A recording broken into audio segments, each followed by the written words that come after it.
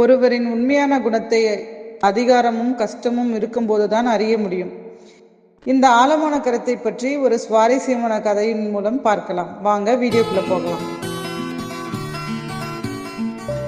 ஒரு அழகான கிராமத்தில் வருண் என்றொரு இளைஞன் வாழ்ந்து வந்தான். வருண் மிகவும் அமைதியானவன், எல்லோரிடமும் அன்பாக பழகக்கூடியவன். கிராமத்தில் யாரேனும் உதவி கேட்டால் உடனே ஓடி சென்று உதவுவான். அதனால் அவனுக்கு நல்ல பெயர் இருந்தது. எல்லோரும் அவனை ஒரு நல்ல பையன் என்று பாராட்டினார்கள். வருணின் வாழ்க்கையும் எந்த ஒரு பிரச்சனையும் இல்லாமல் அமைதியாகவே சென்று கொண்டிருந்தது. ஒரு நாள் வருண் வேலை செய்யும் நிறுவனத்தில் ஒரு பெரிய பதவி கிடைத்தது.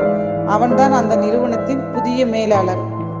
இந்த அதிகாரத்தை பெற்றதும் வருணின் சுபாவத்தில் கொஞ்சம் கொஞ்சமாக மாற்றம் வர தொடங்கியது. அவன் முன்பு போல யாரிடமும் எளிதாக பேசுவதில்லை.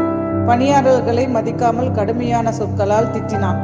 தன் கீழ் வேலை செய்பவர்களை பெரும் கருவிகளாகவே பார்த்தான்.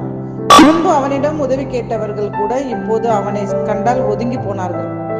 வருண் மாறிவிட்டான் என்று கிசுகிசுத்தார்கள். அவனுடைய நல்ல குணங்கள் எல்லாம் எங்கோ மறைந்து விட்டதாக தோன்றியது.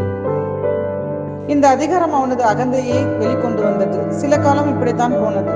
வருண் தன் அதிகாரத்தை முழுமையாக அனுபவித்துக் கொண்டிருந்தான். ஆனால் விதி வேறு திட்டங்கள் வைத்திருந்தது. எதிர்பாராத விதமாக நிறுவனம் ஒரு பெரிய நிதி நெருக்கடியை சந்தித்தது. பல ஊழியர்கள் பணி நீக்கம் செய்யப்பட்டனர். அவர்களில் வருணும் ஒருவன். ஒரே இரவில் அவன் தன் பதவியையும் அதிகாரத்தையும் வருமானத்தையும் இழந்தான். இப்போது வருண் ஒரு சாதாரண மனிதன். அவனுக்கு வேறு வேலை இல்லை, வருமானம் இல்லை. முன்பு அவனுக்கு பயந்து நடந்தவர்கள் இப்போது அவனை கண்டு கொள்வதில்லை. பழைய நண்பர்களும் விலகி சென்றனர். வருண் வாழ்வில் மிகப்பெரிய கஷ்டத்தை சந்தித்தான். எப்படி இந்த சூழ்நிலையை சமாளிப்பது என்று அவனுக்கு தெரியவில்லை. சோர்ந்து போனான், தனிமையில் வாடினான். இந்த கஷ்டமான காலகட்டத்தில் தான் வருண் தன்னைத்தானே ஆராய தொடங்கினான். தான் அதிகாரத்தில் இருந்த போது எப்படி நடந்து கொண்டோம் என்று யோசித்தான். தன் செயல்களால் எத்தனை பேரை காயப்படுத்தினோம் என்று புரிந்தது. அவனுக்குள் இருந்த அகந்தை மெல்ல மெல்ல உடைய தொடங்கியது. முன்பு போலவே மீண்டும் கிராமத்தில் உள்ள ஒரு பெரியவரை சந்தித்தான். தன் நிலையை எடுத்துரைத்தான். அந்த பெரியவர் அமைதியாக கேட்டார். பிறகு, வருண், உன்னுடைய உண்மையான குணம் இப்போதுதான் உனக்கே தெரிய வரும். அதிகாரம் உன்னுடைய அகந்தையை வெளிப்படுத்தியது. இந்த கஷ்டம் உன்னுடைய உண்மையான மனதையும் பணிவையும் உள்ளுணர்வையும் வெளிப்படுத்தும். இதிலிருந்து நீ பாடம் கற்றுக்கொண்டால் இது உனக்கு கிடைத்த மிகப்பெரிய ஆசீர்வாதம் என்றார். வருண் சிந்தித்தான்.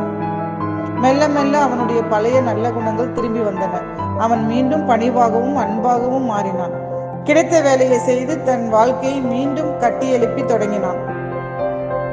கிராம மக்கள் அவனது இந்த மாற்றத்தை கண்டு ஆச்சரியப்பட்டனர். கஷ்டங்கள் அவனை ஒரு சிறந்த மனிதனாக மாற்றியிருந்தது. சாதாரணமாக இருக்கும்போது எல்லோரும் நல்லவர்களாகத்தான் தோன்றுவார்கள். ஆனால் அதிகாரம் கையில் கிடைக்கும் போது ஒருவரின் சுயநலம், அகந்தை, திமிர் போன்ற மறைந்திருக்கும் எதிர்மறை குணங்கள் வெளிப்படும். கஷ்டங்கள் வரும்போது ஒருவரின் பொறுமை, விடாமுயற்சி, மன உறுதி, பணிவு, மனிதநேயம் போன்ற உண்மையான நல்ல குணங்கள் வெளிப்படும். அல்லது சிலர் உடைந்து போய் பழியை மற்றவர்கள் மேல் போட்டு இன்னும் எதிர்மறையாக மாறவும் கூடும்.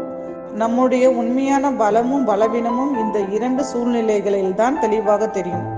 நம் வாழ்க்கையில் அதிகாரம் வரும்போது, கஷ்டங்கள் சூழ்ந்திருக்கும் போதும் நாம் எப்படி நடந்து கொள்கிறோம் என்பதை பொறுத்தே நம்முடைய உண்மையான குணம் தீர்மானிக்கப்படுகிறது. இந்த வீடியோ உங்களுக்கு பிடிச்சிருந்தா லைக் பண்ணுங்க, ஷேர் பண்ணுங்க, கமெண்ட்ஸ் பாக்ஸ்ல மறக்காம கமெண்ட்ஸ் பண்ணிடுங்க. நன்றி, வணக்கம்.